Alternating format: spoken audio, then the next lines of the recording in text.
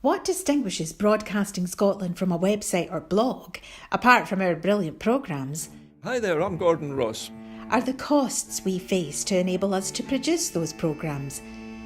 These costs are significant and ongoing. However, our facilities are able to do so much more if only we had the staff. In the last year, some of our supporters have cancelled their subscriptions.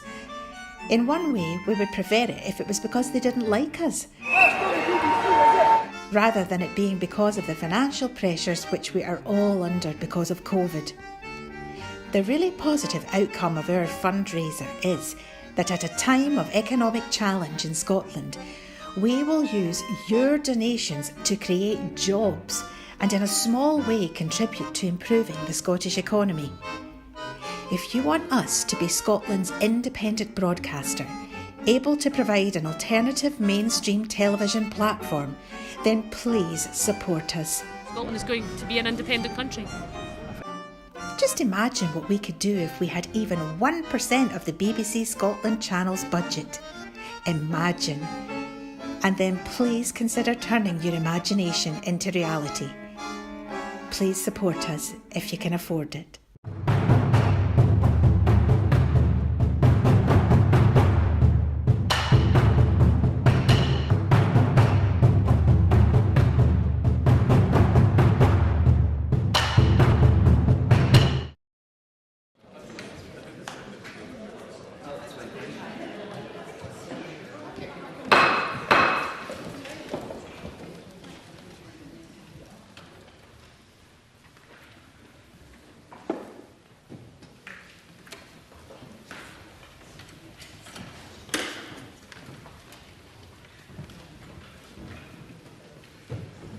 Good morning. The first item of business is general questions, and in order to get in as many members as possible, I'd be grateful for short and succinct questions and responses to match. And at question number 1, I call Douglas Lumsden. Thank you, Presiding Officer. To ask the Scottish Government whether it will provide an update on which of the key recommendations it's looking to progress from the report State of the Nation Heart Valve Disease in Scotland by Heart Valve Voice, which was released in December 21.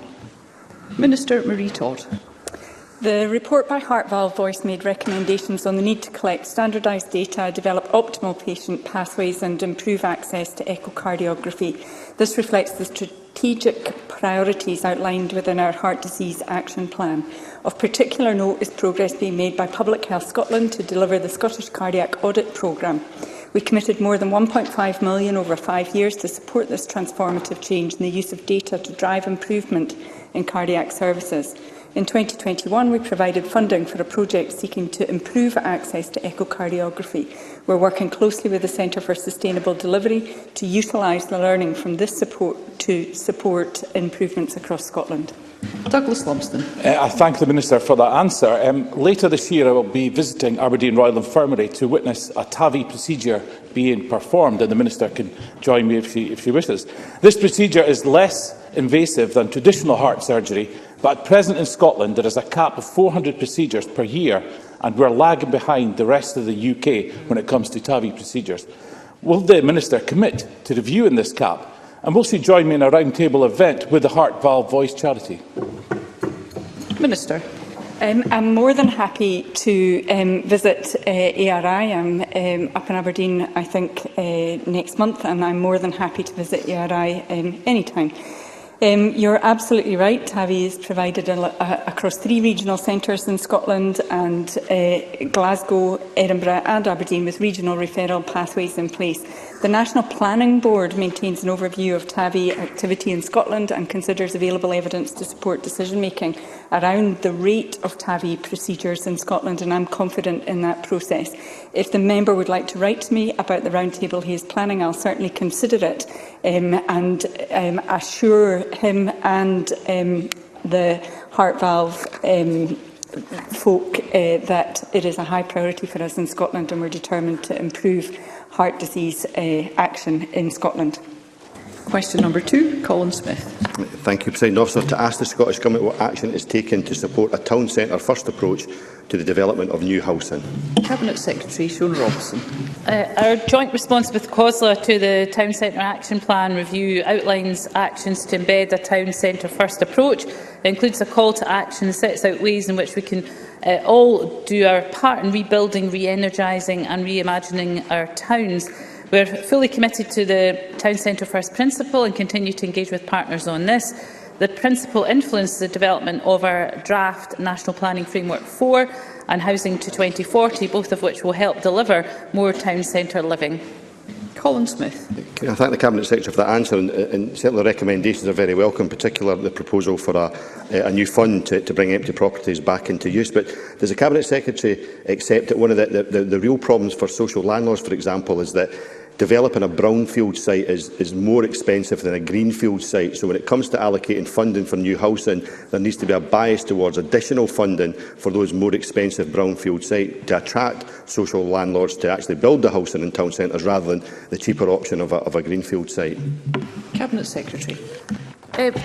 So I do recognise some of the issues that the member describes. I think it depends on the site. Some brownfield sites do have issues with flooding, decontamination issues, but not all.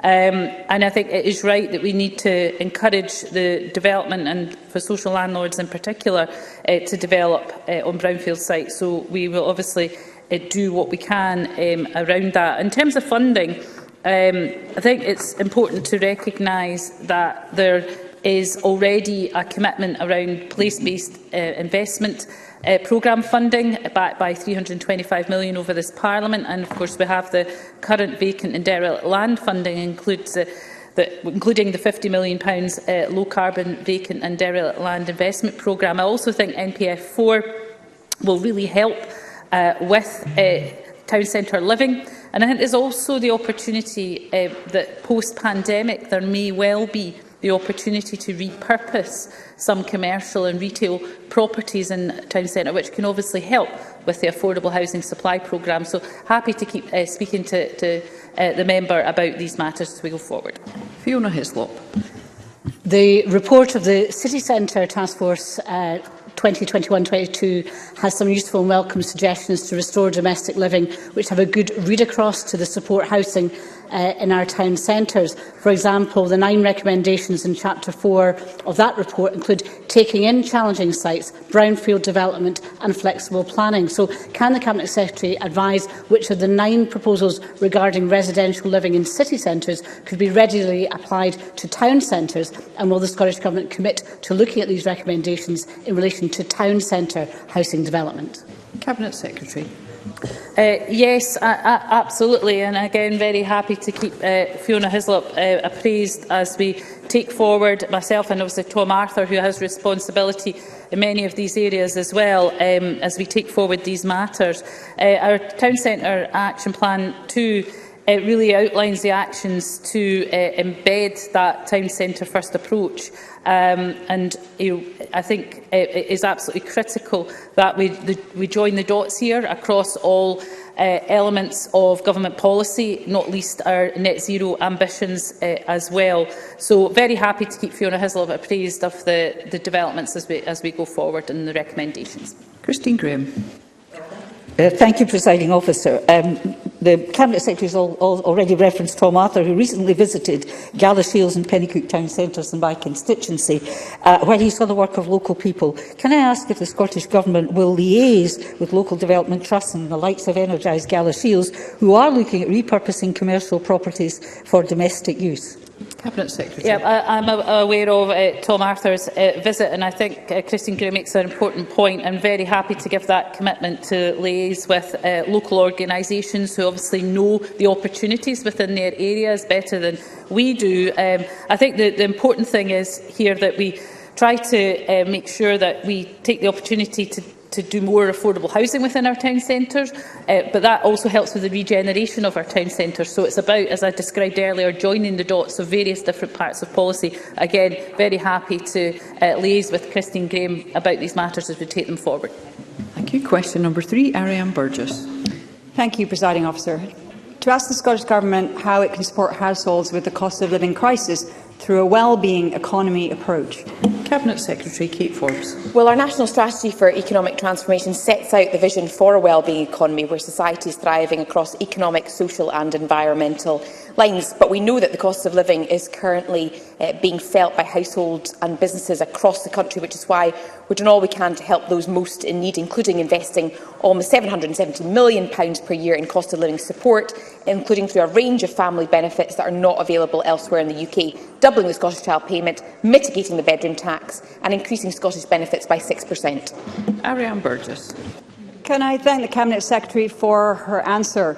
Boris Johnson recently said we can't spend our way out of the cost of living crisis and that instead we need to grow our economy. But economic growth alone hasn't brought benefits for everyone. Even before the recent crisis struck, many in the Highlands and Islands couldn't afford to heat their homes or buy enough healthy food. What can the Scottish Government do to put the well-being of people and planet above growth for growth's sake? Cabinet Secretary. The member raises an important point. We both share constituents in the Highlands and Islands, and I know too well the issues being faced in those areas. The UK Government holds most of the powers needed to tackle the cost of living crisis, but has so far failed to take the urgent action needed to provide that help to hard-pressed households across the Highlands and Islands. We'll continue to press them to take more action, but it's about time they did take action in an area where we see much energy, for example, being produced, and yet no assistance, no support when it comes to energy bills. Question number 4 is not lodged. Question number 5, Fulton MacGregor. Thank you, Presiding Officer. To ask the Scottish Government what discussions it has had with North Lanarkshire Council regarding the proposed implementation of a multi-establishment leadership model in schools. Cabinet Secretary Shirley-Anne Somerville. The deployment of head teachers in local authority schools in Scotland is a matter reserved to individual councils as part of the work to organise schools in their area in the most efficient and effective way possible. It is important that the quality of school leadership is maintained. As such, I am keen to ensure that any proposed changes to school leadership structures are made primarily for educational reasons. I therefore asked officials to engage directly with local authorities considering changes to school leadership structures, including North Lanarkshire Council, in order to understand the rationale for their proposals. My officials have engaged with officers from North Lanarkshire on this issue and will continue to do so as appropriate. Fulton MacGregor.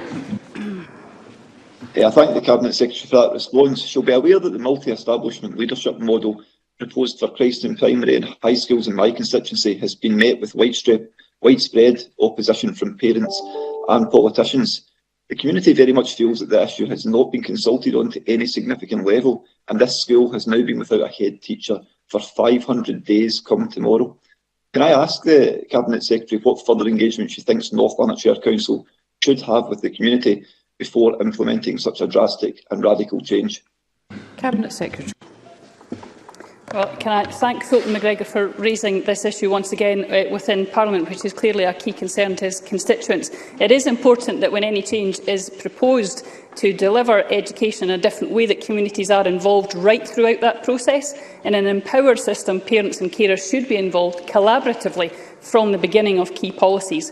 In the case of North Lanarkshire Council, they have carried out a consultation process with affected families and are in progress of analysing those outcomes. But I do recognise the point that Fulton MacGregor has made, that many feel that that was not sufficient, and they should certainly encourage North Lanarkshire Council to be, again, made aware of their concerns, I'm sure through his offices, to ensure that the Council is aware of the strength of feeling on this issue from some parents that are affected. Question number 6, Donald Cameron. To ask the Scottish Government what its response is to reports that the Colin and Elanshire is planning to increase the use of online teaching. Cabinet Secretary. Provision of learning and teaching is a matter for individual local authorities who are responsible for ensuring relevant parties are consulted and that the quality of learning and teaching is maintained. As a key component of the national e-learning offer, eSchool, supported by Colin and Elanshire, has been invaluable in the pandemic in supporting continued access to learning and teaching in the most challenging of circumstances. As we return to more normal times, councils will wish to reflect on the lessons to be learned from online teaching, in particular where online learning can support subject choice and enrich and vary learner experiences. Donald Cameron. Thank you. Concerns have been raised in the Western Isles that this policy might mean that junior classes will simply have an adult present in the classroom, while senior classes will be left unsupervised while remote learning occurs. The EIS described this as an absolute disregard for statutory responsibilities and duties towards pupils, as well as a serious undermining of the role of professional registered teachers. Does the Scottish Government acknowledge these concerns, and does the Cabinet Secretary agree that face-to-face teaching must be the priority? Where a teacher is available, they should be teaching in person rather than online. Cabinet Secretary. Well, can I thank Donald Cameron for raising this issue? It ties in many ways in with some of the answers that I gave to Fulton MacGregor earlier about the importance that any changes that are being made to the way that education is delivered is done in a very collaborative way with parents, the young people themselves and, of course, the staff, which he particularly mentioned, the EIS local branch. I'm very clear on the views of the EIS locally about this. I would say, as I said in my original answer, this is a matter for individual local authorities, but again I would stress the importance of all councils listening to young people, the parents and of course staff to discuss the pros and cons of change, and if this can be done in a collaborative way, that is indeed the way that they should be done. Rhoda Grant. Having a teacher in place while pupils are being taught, albeit remotely, means that their well-being is being looked after, and indeed if they've got queries, it's really important that they have a suitably qualified teacher there with them. Will the Cabinet Secretary look at this again to make sure that every pupil is properly supported locally, as well as being able to take advantage of courses being taught elsewhere? Cabinet Secretary. Well, again, I would stress this is a matter for the councils themselves. I do, again, recognise the important concerns that have been raised today, particularly, again, on behalf of staff. The council have stated that the aim of their plan is to provide secondary pupils from smaller secondary schools with access to a greater range of subjects by sharing classes taught in other schools. It has been highlighted that this will enable teachers to stay living in smaller communities while at the same time reaching a wider audience of pupils. So that is the background to the council looking at this, but again, this should be done collaboratively with young people, with parents and with staff, and it is, as I say, once again, the responsibility of the council. Question number 7, Rona Mackay. Thank you, Presiding Officer. To ask the Scottish Government what support it is providing to dentists in Eastern Bartonshire to allow them to take on more NHS patients. Minister Marie Todd. We are determined to ensure that NHS dental services emerge well placed to care for the oral health of the whole population, and we're now moving forward with the NHS dental recovery. From April, we announced revised payment arrangements which reward NHS dental teams according to their activity. NHS dental contractors will receive an increased payment for work carried out in a fair and equitable response to the current situation of COVID restrictions facing dentistry. This means that NHS dental practices will be incentivised for registering new patients. We've seen in April that the revised payment arrangements, combined with the relaxation of the IPC measures, infection protection control measures, are having a substantial positive impact in improving access and ensuring the sector is able to quickly return to more normal levels of activity and clear the backlog. Rona Mackay. Thank the Minister for that answer. Several of my constituents in Bearsden have raised their concerns that a popular local dental practice in the area has ceased providing NHS treatment and is forcing existing NHS patients onto a private monthly payment plan. In light of the Scottish Government's plans to move to free dental care for all, can the Minister confirm how dental treatment can be accessible to everyone in the local community and not only for those who can afford to pay? Minister. As I have already intimated, NHS dentistry is a key part of our plan to recover NHS services. We are greatly encouraged by the dental sector's positive reaction to the relaxation of IPC conditions and the new interim payment arrangements, which I must restate is having a substantial effect on patient access. For example, we've seen more than 232,000 examination appointments in April, which compares with a monthly average of 125,000 for the first 3 months of the year. That's an increase of 85% in 1 month. Now, I understand that there are particular situations, as described by the member, and the Government takes this very seriously, and I would absolutely welcome the member if she wishes to provide me with further details and I can look into it. Question number 8, Jamie Halcrow-Johnston. To ask the Scottish Government in what circumstances it would provide support to a business in situations where legal advice stated that doing so could be in breach of state aid rules. Minister Ivan McKee. EU state aid rules included a comprehensive pre-approval process to ensure compliance prior to any aid being given by Scottish ministers. Interested parties could challenge any award with the European Commission to determine if any support should be deemed as illegal aid. So competence on illegal state aid sat with the European Court of Justice. By contrast, the new UK subsidy control regime lacks legal certainty as it does not have a pre-approval process, despite Scottish ministers advocating this. The absence of this increases uncertainty for granting authorities, making the potential for challenge more likely, having a detrimental effect on business support. The Scottish Government would, of course, seek to act lawfully at all times, including when providing support to businesses. Jamie Halcrow-Johnston. In recent weeks, a national newspaper reported sources alleging that the Scottish Government had been given advice that their deal with GFG Group for the management of the Lochaber smelter could be in breach of state aid rules. While the Scottish Government asserted that the arrangements are not in breach of rules, it did not address the core point, whether advice had been received to that effect and a risk highlighted. So can the Minister give a clear answer on that point? Did the Scottish Government receive advice at any stage that the arrangements made with GFG Group may violate state aid rules or otherwise create a legal risk for the Government in its management of the facilities in Lochaber? And if so, why was that advice ignored? Minister. The Lochaber guarantee is compliant with EU state aid rules and was approved by the Scottish Parliament Finance and Constitution Committee.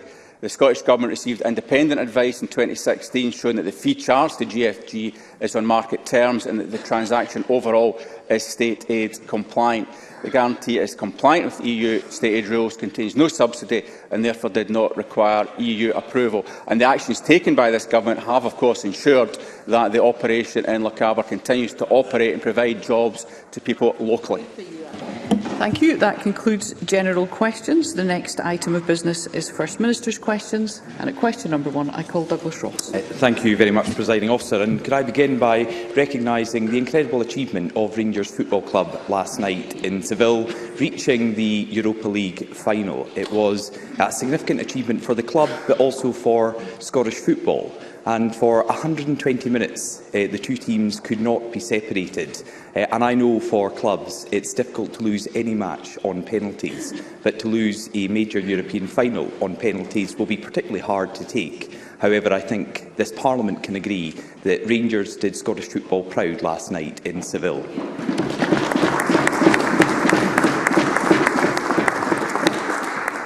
When Nicola Sturgeon's government took over the running of Scotland's railways just last month, the First Minister promised that passenger services would be efficient, sustainable, fit for the future. But in just 7 weeks since the SNP took control, passengers have faced chaos and disruption. Every day, hundreds of services have been cancelled, often at the very last minute. First Minister, will you apologise to the thousands of passengers? Here we go, the SNP members say. Here we go. Well, yes, here we go. First Minister. First Minister, will you apologise to the thousands of passengers who have faced this disruption since the SNP took control of Scotland's railways? First Minister.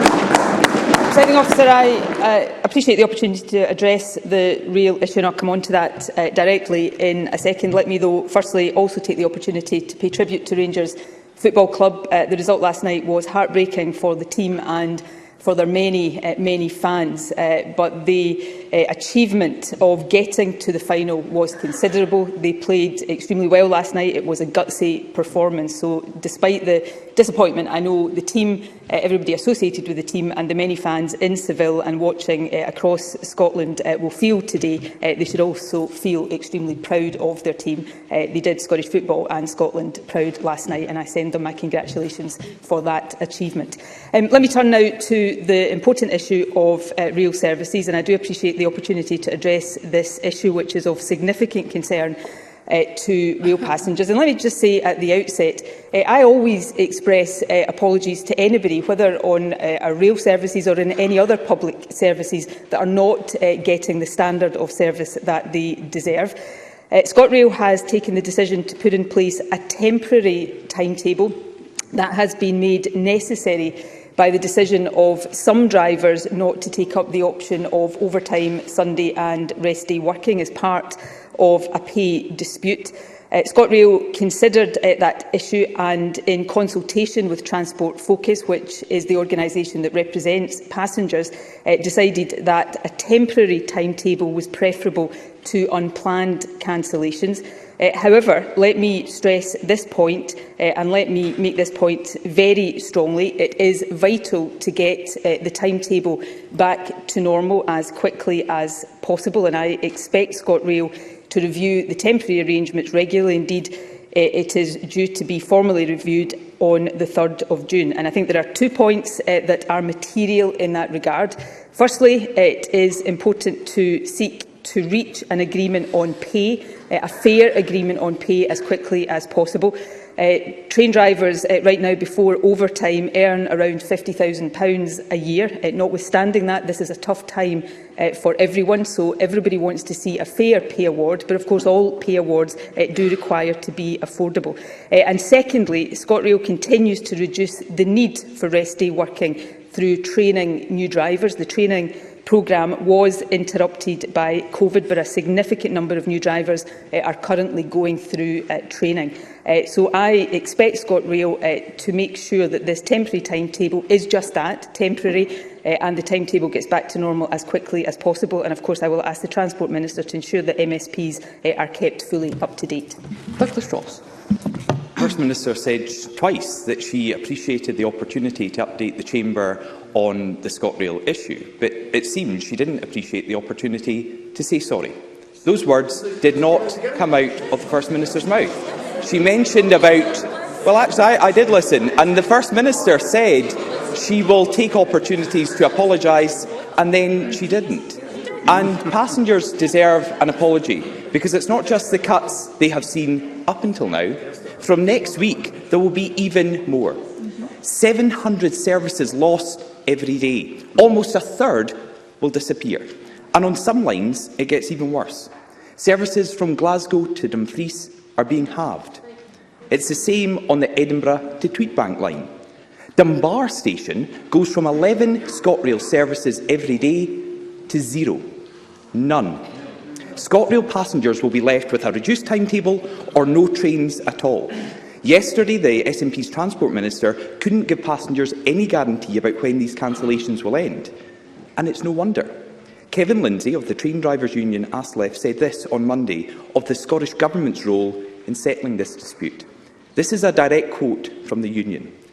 Quite frankly, it is the worst negotiations I've been part of in 30 years as a union representative. First Minister, with such terrible handling of the negotiations by your government, just when can passengers expect normal service to resume? First Minister. Well, firstly, I think Douglas Ross decides what he wants to hear and what he doesn't want to hear often. I think the problem, though, for him is that other people are listening to my answers as well. So I started my answer by saying I always take the opportunity to apologise to any member of the public in Scotland who doesn't get from a public service, whether that is the railway or any other public service, the standard of service they have a right to expect.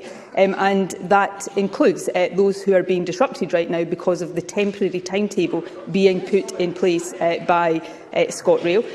Secondly, the services that are affected, as I said, this is a temporary timetable. I would expect the timetable to return to normal as quickly as possible, and that expectation is being made very, very clear to ScotRail. And I've set out the requirements that we need to see progressed. Firstly, progress towards a fair but also affordable pay settlement for rail workers. But secondly, ScotRail continuing to progress the training of additional drivers so that reliance on rest day working can be reduced and I hope eventually eliminated. It is worth pointing out, of course, that we did last year negotiate and agree with ASLEF an extension to the rest-day working arrangements. They are in place until October 2022. So it's disappointing to see them being affected in this way, but notwithstanding that, ScotRail is focusing on the steps that need to be taken. So I want to see services back to normal just as quickly as possible, and the Government will be doing everything we possibly can to bring about that outcome. Douglas Ross. Of course, these cuts are not just going to affect passengers, but they are devastating for businesses as well. Businesses in our city centres that are still reeling from the impact of the COVID pandemic are now facing another lost summer.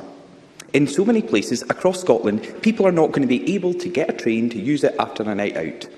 The Chief Operating Officer of ScotRail said yesterday, before the latest cuts were announced, that protecting the first and the last services was an absolute priority.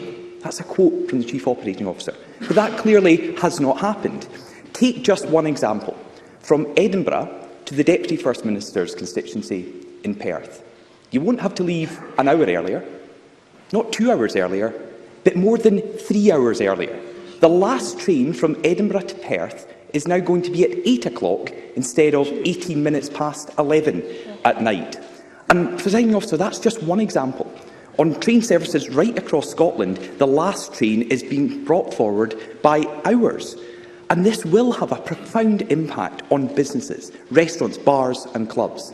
And this is a quote from the Nighttime Industries Association just this morning, who have called the cuts to these services, and I quote, another cruel blow. They go on to say that it will put at risk both Scotland's economic recovery and the future of many thousands of small businesses and jobs. First Minister, what compensation is your government going to provide to the businesses who are clearly going to be affected by these cuts? First Minister.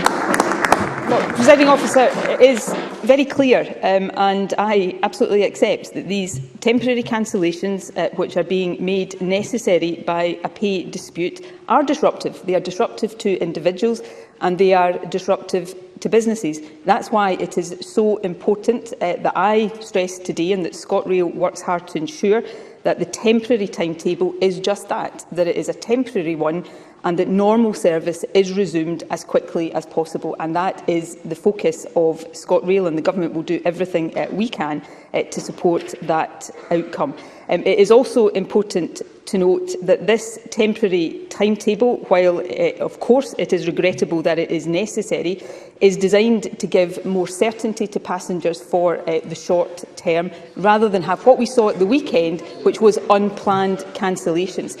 So it is disruptive, it's not acceptable, it must get back to normal as quickly as possible. That is why we must see all parties get round the table and negotiate a fair and an affordable pay deal, but also that ScotRail must continue the work that it is already undertaking to train more drivers. There are already more drivers working for ScotRail than was the case in many previous years, but to train more drivers so that that reliance on rest day working is reduced and eventually eliminated. So that's the focus of ScotRail, that's the focus on government. But I would say to the unions as well, I understand their job to represent their members and to get a fair pay deal for members. But let's see both parties get round the table and negotiate that in good faith. I think that's what the travelling public would want to see as well.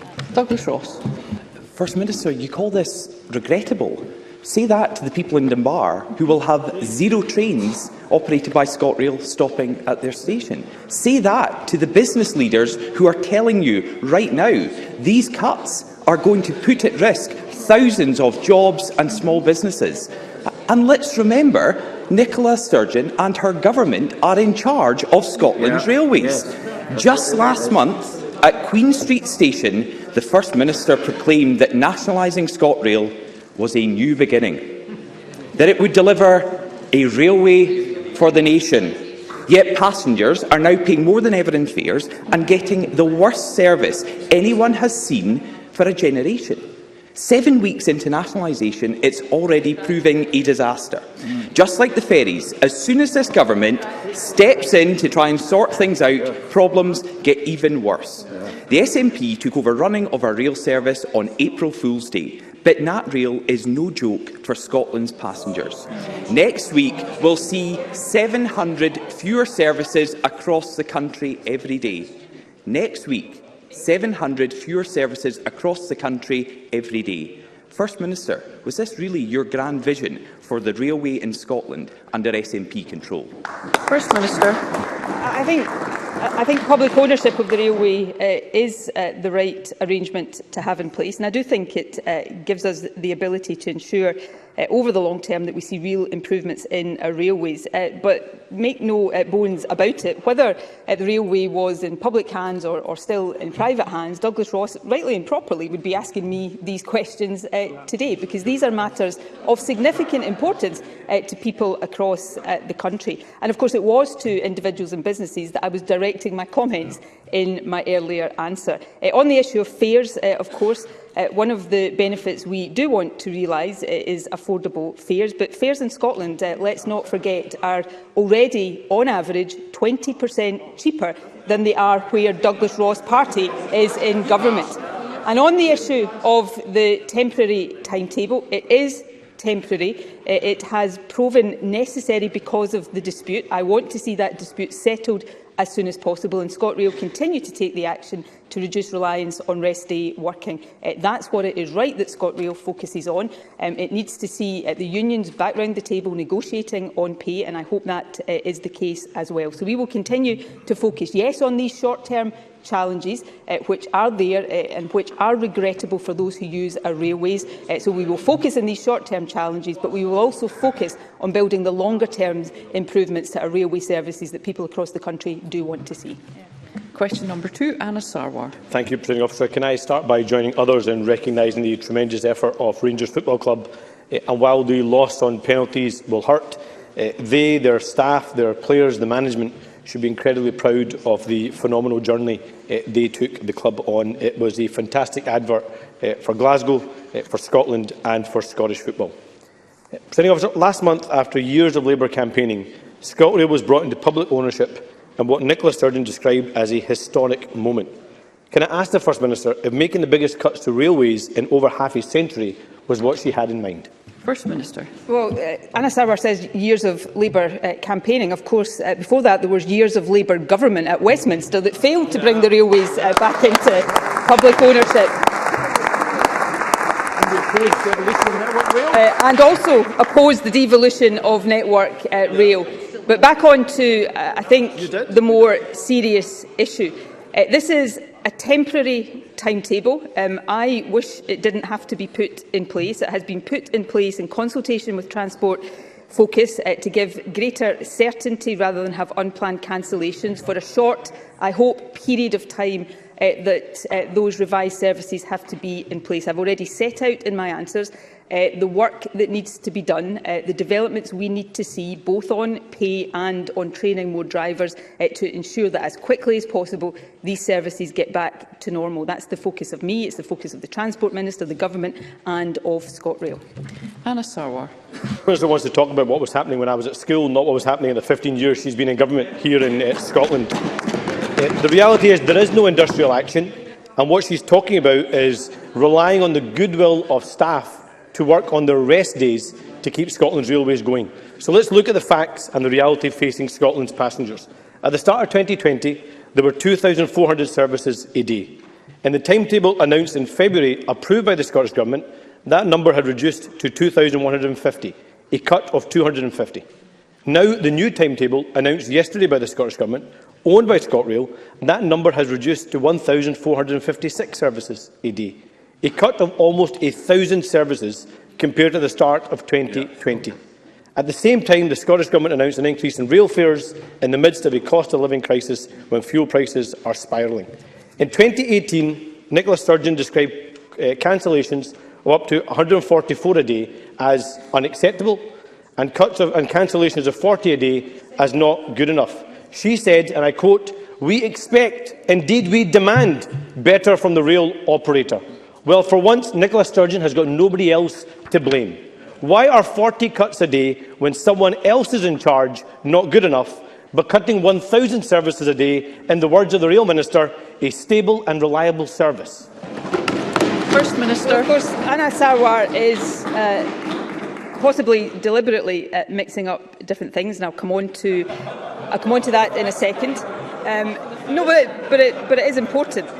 Firstly, as I believe the record will show, Presiding Officer, I haven't said there is industrial action. There haven't been ballots for industrial action, and I hope there is not industrial action. But there is a pay dispute. Yep. As Lev has said, it is in dispute with ScotRail, and drivers are therefore, some drivers are not accepting overtime, Sunday and rest day working. So that is a matter of fact.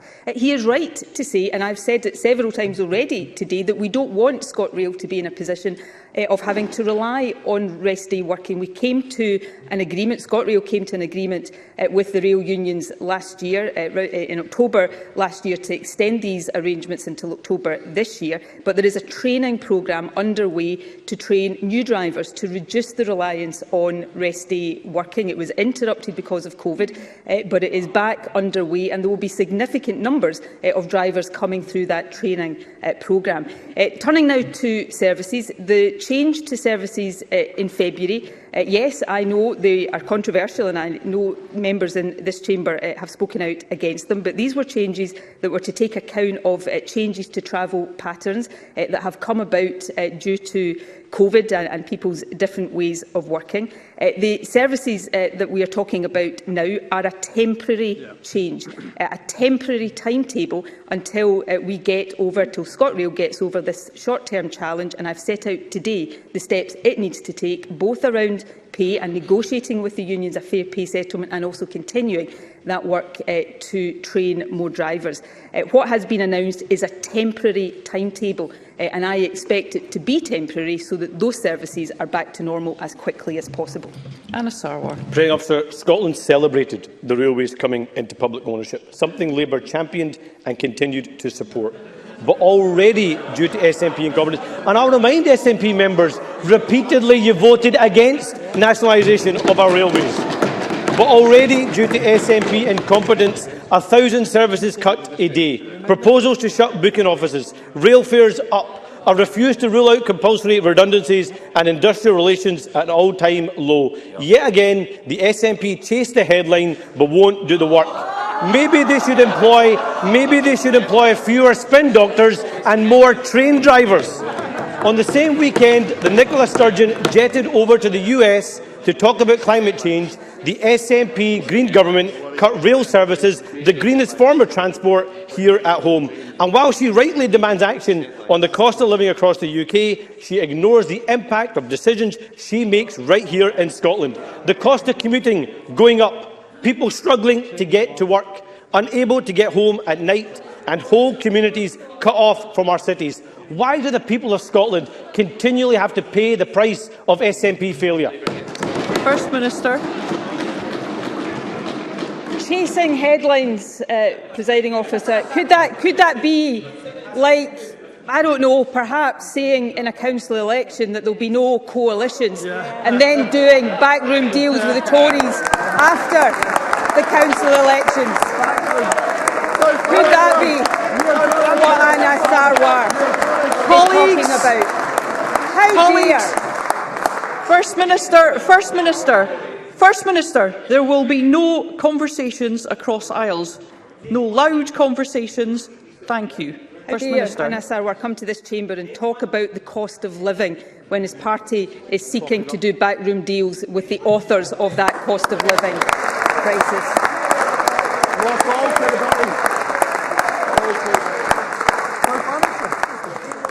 Secondly, Presiding Officer, it's one thing for Labour to say they have, let me quote, championed the renationalisation of ScotRail, supported the renationalisation of ScotRail. Unfortunately, they didn't do anything about it when they had the opportunity in government. So this government has renationalised ScotRail. Yes, there are challenges in that, and we are doing the work to address those challenges, both in the short term, in the way I have set out. People who use the railway across our country have a right to expect that, but we will continue to work with ScotRail to overcome these immediate challenges and then build that better railway for the future. That is what being in government is all about. And on previous performance, Anna Sarwar is still some considerable way from that. Thank you. We will now move to General and constituency supplementaries, and I call Alistair Allen. On Tuesday, the UK Government announced its intention to make unilateral changes to the Northern Ireland Protocol, putting the UK in breach of international treaty obligations and threatening a full-scale trade war with the EU while people are suffering a cost-of-living crisis. Given that many businesses have warned of the damage this could do to Scottish exporters, does the First Minister agree that this shows there is no group of people or sector of the economy that this Tory Government isn't willing to sacrifice on the altar of Brexit? First Minister. Yes, I do agree with that. The announcement this week from the UK Government that it is intending to legislate to enable unilateral action to override parts of the Northern Ireland Protocol is deeply concerning. To breach an international treaty signed in good faith, hailed by the Prime Minister at the time as a fantastic deal, is bad enough. But it could trigger a trade war with the European Union, and that would have profound implications for Scotland's economy, as well as the economies of other parts of the UK. And I think to contemplate that action at any time would be bad, but to do so when people across the UK are facing an acute cost of living crisis is unthinkable and indefensible. So I would urge the UK Government to pull back and focus instead on dialogue with EU partners and to find durable, agreed solutions that won't heap even more misery onto individuals and businesses across the country. Douglas Lumsden. Presiding Officer, in yesterday's Press and Journal, it was reported that teachers at Aberdeenshire Council had sent degrading WhatsApp messages about pupils with additional support needs. The parents of the pupils involved have asked for greater transparency on what was shared, but so far have nothing. Will the First Minister join me in condemning this behaviour, and can I ask if she will do everything she can to ensure the parents of the children involved have full access to the messages and the Council simply do not just brush this under the carpet? First Minister. Well, firstly, let me take the opportunity to say that anyone who sends degrading messages about children with disabilities deserves utter condemnation. That is completely and utterly unacceptable, and I completely understand the concerns of parents and young people concerned. Obviously, this is first and foremost a matter for the Council as employer, and it's important that I don't say anything that might undermine any process that is underway. But I do absolutely understand the desire of parents for full transparency, and I hope the Council will take full note of that. Sarah Boyack.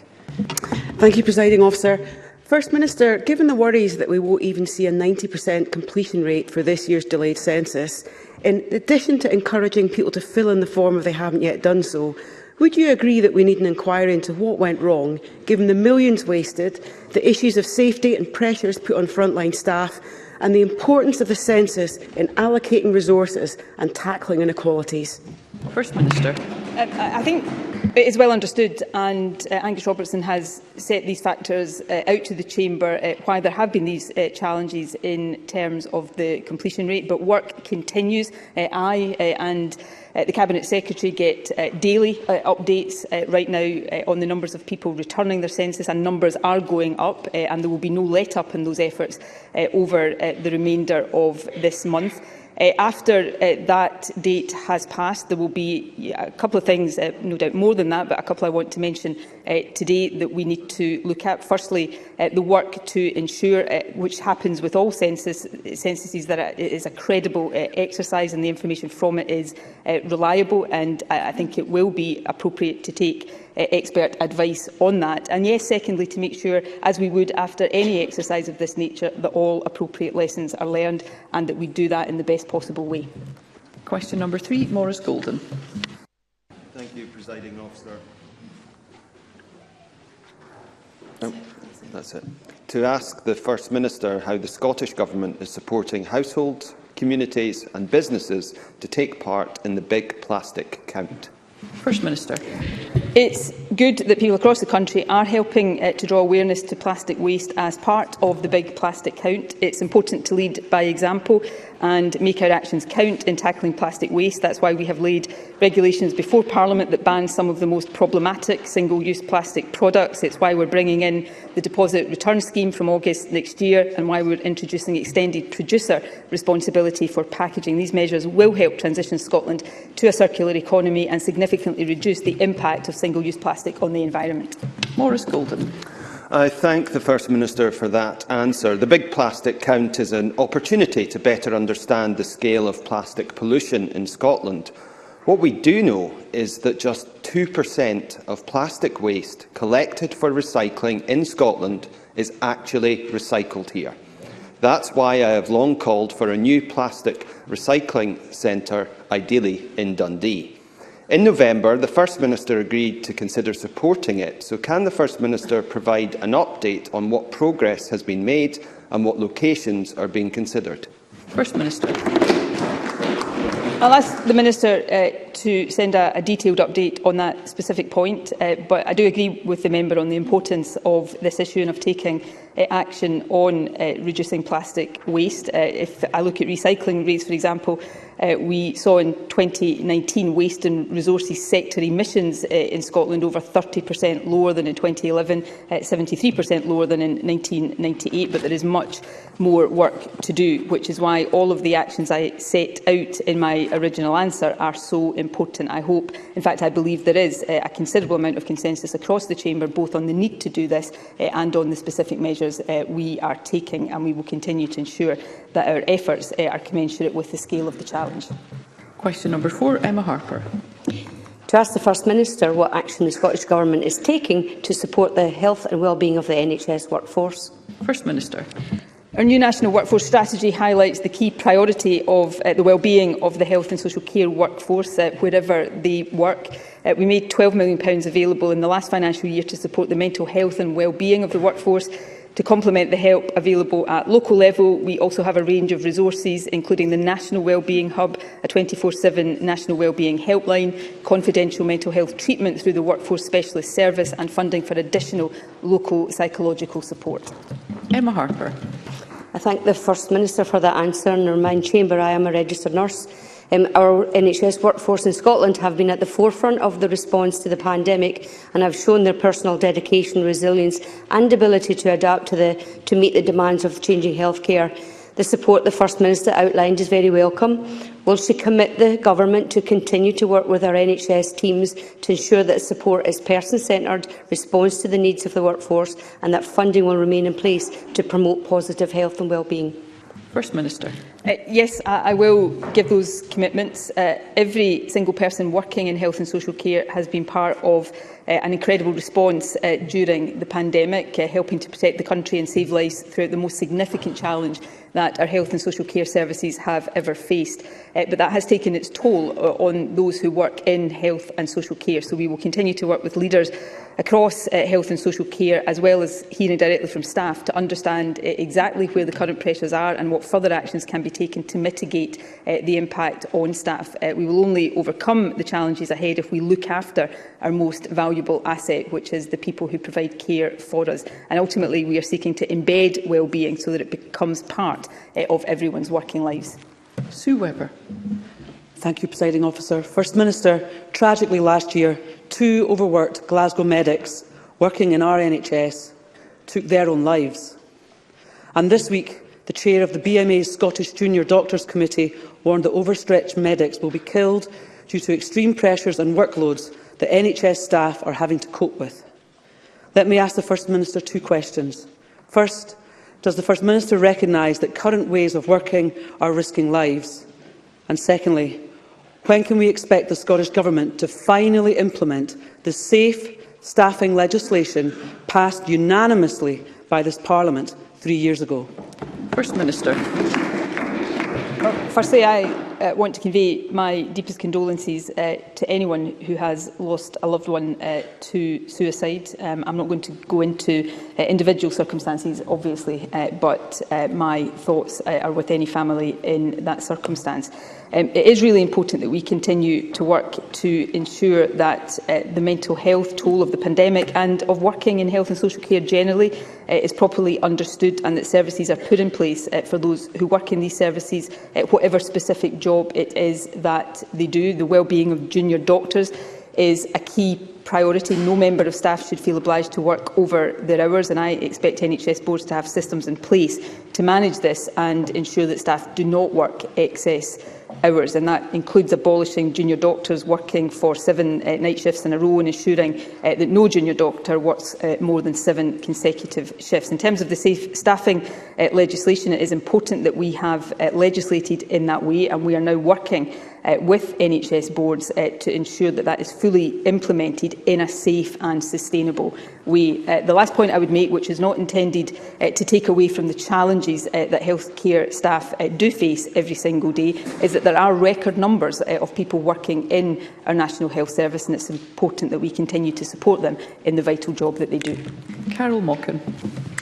Thank you, Presiding Officer. Unison Trade Union have contacted me to say that the workplace pressures in NHS borders have led staff to report to their union issues such as dangerous staffing levels for both patients and staff not receiving proper rest breaks, staff not being given opportunities to report serious incidents on DATEX, the NHS electronic incident reporting system, and serious breaches of health and safety regulations. First Minister, these undoubtedly impact on the mental health and well-being of the NHS workforce. Will the First Minister intervene to support them, and will that support include the full implementation of the Health and Care Staffing Scotland Act, working closely with the trade unions to ensure the staff safety and well-being? First Minister. We work every day with all NHS boards to support staff, and that includes NHS Borders, and that work has been monitoring workforce capacity and providing intervention where appropriate. Unplanned absence has reduced in recent weeks, and we're seeing some improvement in workforce capacity in NHS Borders. Nevertheless, there does remain significant demand-led pressure across the NHS as services recover and remobilise from the pandemic. So the Government will continue to do everything possible to work with NHS boards to support recovery, staffing capacity and staff well-being. And the National Health and Social Care Workforce Strategy, which was published recently, sets out exactly how we will support recovery, growth and transformation across the National Health Service. Question number 5, Jackie Bailey. To ask the First Minister what her response is to recent reports estimating that around 10,000 people with advanced dementia are paying over £50 million a year to cover their residential social care costs. First Minister. The Scottish Government recognises the important role of residential care in meeting the complex care needs of those at the more advanced stages of dementia. Over the past 2 years, we have increased the free personal and nursing care weekly payment rates by more than 18%. Free personal and nursing care is available to adults of any age, no matter their condition, capital or income, who are assessed by their local authority as needing it. For those self-funding in a care home, payments will normally be made directly by the local authority to the care home operator as a contribution towards care home fees. Jackie Bailey. Can I thank the First Minister for her response, but it doesn't cover the specific issue I'm raising with her, because the First Minister will be aware of a report 3 years ago about care for people with advanced dementia from a working group led by former First Minister Henry McLeish. But little action has been taken forward on one of the key recommendations. We know that people with advanced dementia are having their healthcare needs classified as social care and wrongly being asked to pay over £50 million. If they were designated as healthcare, they would be treated free at the point of need. So will the First Minister act now to ensure that this unfair and unjustifiable approach is changed so people with advanced dementia are treated with equity and fairness and classed as having healthcare needs? First Minister. I will, of course, look into these matters and specifically the suggestion that people's care needs are being wrongly designated. That is a point I recognise is important. On the issue more generally, and Henry McLeish, of course, was the First Minister, if memory serves me correctly, who introduced free personal care in the first instance. Back then, and Jackie Bailey will remember this, that debate recognised the fact that it was reasonable for people to pay their accommodation part. Jackie Bailey, I'm coming on to the point, part of their accommodation cost, because not to do so would lead to an inequity between those in care homes and those receiving care at home, who still, of course, have to pay for their own accommodation. So that is what lies behind the development of the free personal and nursing care policy. But it is important that people's care needs are properly assessed and categorised and if the suggestion is that is not happening, and people therefore are paying money that under the current policy they shouldn't be paying, then yes, I will ensure that that is looked at, and the Health Secretary will respond in more detail once we've had the opportunity to do so. Question number 6, Mark Ruskell. To ask the First Minister what further talks the Scottish Government has had with the UK Government about future oil and gas fields off the coast of Scotland. First Minister. The recent scientific reports from the UN Intergovernmental Panel on Climate Change have made very clear that the global climate emergency hasn't gone away and that the window to act to limit warming to 1.5 degrees is rapidly closing. The Scottish Government has made our position clear to the UK Government that to support our just transition to net zero, new offshore oil and gas licences should be subject to a stringent climate compatibility checkpoint. This should extend beyond new licensing rounds to also cover fields that are already consented but not yet in production. Indeed, the need for this is supported by the UK Government's own independent advisers in the UK Committee on Climate Change. We responded formally to the UK Government consultation earlier this year but haven't yet seen any further detail on the proposed checkpoint. The Cabinet Secretary for Energy restated our position to UK Ministers on publication of the UK Government's Energy Security Strategy on the 18th of March. Mark Ruskell. Can I thank the First Minister for that very crystal clear response? 6 months on from COP26, hundreds of new fossil fuel projects have been proposed globally that, if realised, will cause our mutually assured destruction from climate change. The European Union know this. That's why they're backing renewables through a new multi-billion-pound investment. In contrast, the UK Government Minister, Kwasi Kwarteng, is fuelling the rush to climate breakdown by relabelling dirty gas as green in an attempt to fast-track developments like Jackdaw. Does the First Minister agree that the best way to slash energy bills is to replace gas with renewables, and that the best way to isolate Putin is to insulate homes? First Minister. Yes, I do agree with the sentiment and indeed the substance of that question.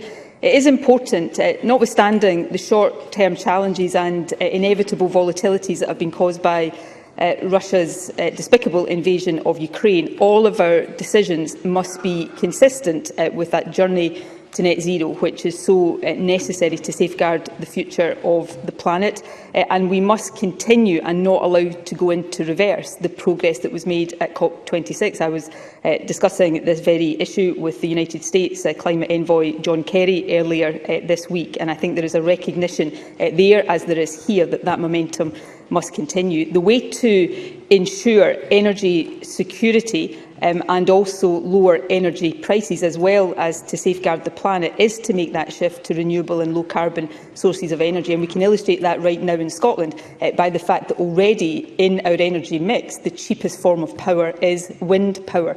So it's those investments in renewables that we must focus on, because the entire world, for the sake of the future of the planet, must ensure that the transition happens and that it accelerates rather than slows down. Liam Kerr. Thank you, Presiding Officer. Does the First Minister not, however, recognise that domestic oil and gas projects can help reduce energy prices, secure energy security, secure thousands of jobs through a fair transition, and has a lower carbon footprint than imported supplies, thus actually progressing our journey to net zero? First Minister.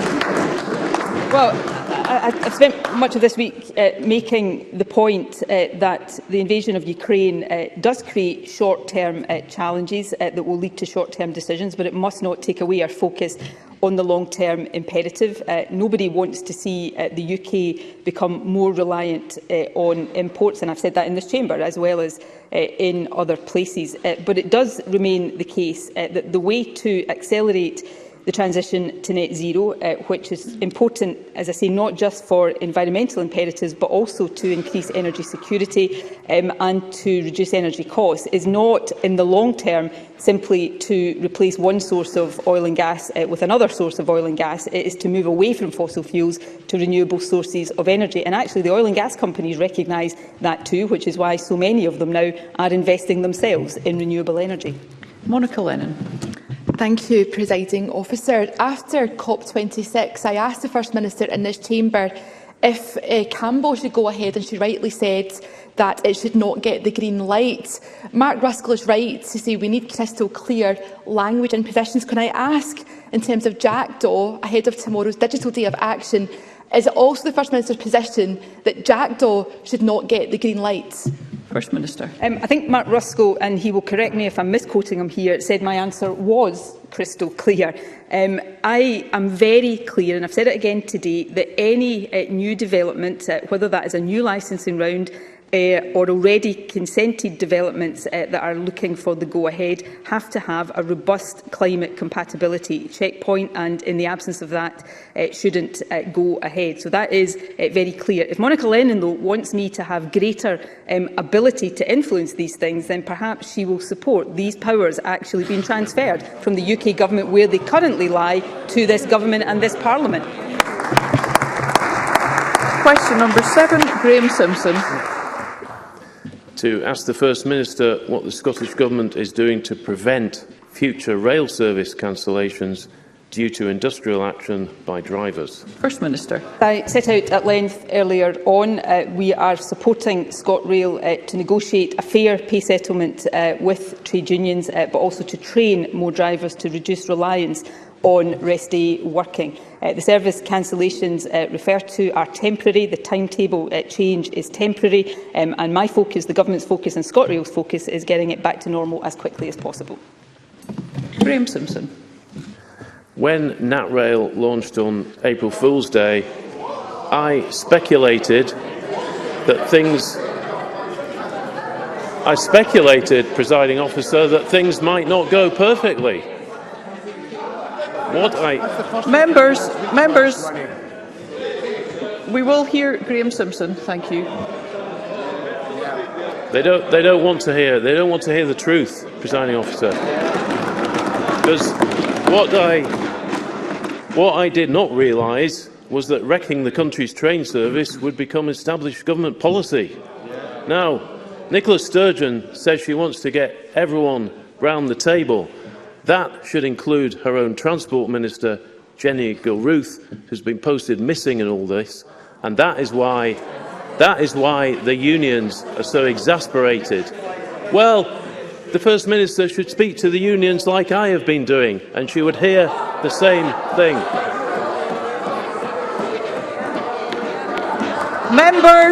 Members, we will hear Mr. Simpson. Thank you.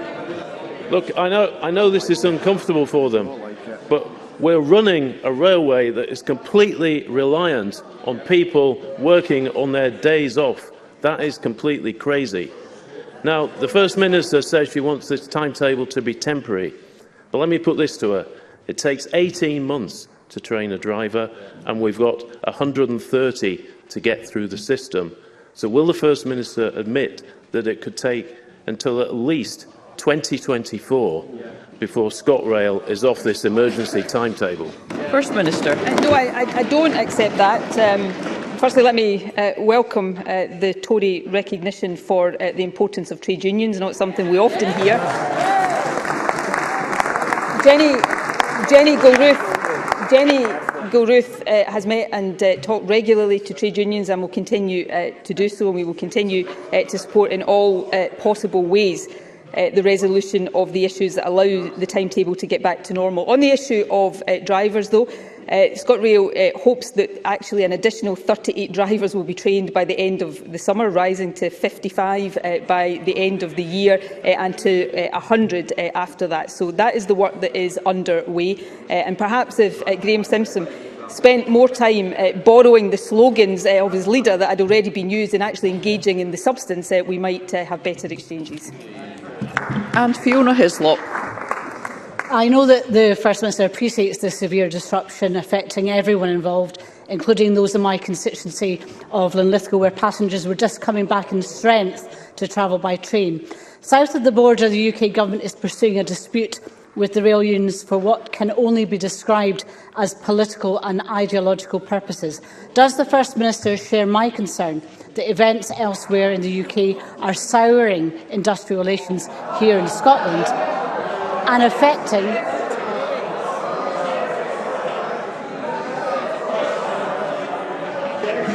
members? Does the First Minister share my concern that events elsewhere in the UK are souring industrial relations here in Scotland and affecting the new beginning of public ownership of Scotland's railway? First Minister. Well, it's not surprising that the Conservatives don't want to hear this. It's more surprising that Labour don't appear to want to hear this. The situation in Scotland is the responsibility of ScotRail, which of course is now a publicly owned company, so therefore my responsibility and the responsibility of the Government. But the Conservatives should be aware that there is a separate RMT dispute right now with Network Rail and with UK DFT operators. That is a reserved matter, but if it is not resolved, it will also have an impact on services here in Scotland. So perhaps some advice to their own party as well might not go amiss. Thank you. That concludes First Minister's questions. The next item of business is members' business.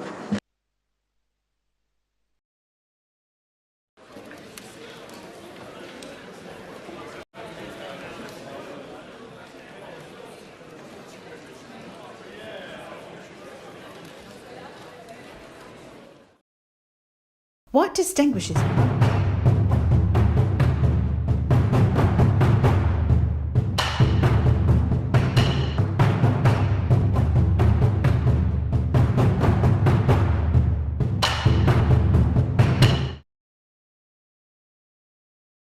distinguishes Broadcasting Scotland from a website or blog, apart from our brilliant programmes? Hi there, I'm Gordon Ross. Are the costs we face to enable us to produce those programmes. These costs are significant and ongoing. However, our facilities are able to do so much more if only we had the staff. In the last year, some of our supporters have cancelled their subscriptions. In one way, we would prefer it if it was because they didn't like us, rather than it being because of the financial pressures which we are all under because of COVID. The really positive outcome of our fundraiser is that at a time of economic challenge in Scotland, we will use your donations to create jobs and in a small way contribute to improving the Scottish economy. If you want us to be Scotland's independent broadcaster, able to provide an alternative mainstream television platform, then please support us. Scotland is going to be an independent country. Just imagine what we could do if we had even 1% of the BBC Scotland channel's budget. Imagine. And then please consider turning your imagination into reality. Please support us if you can afford it.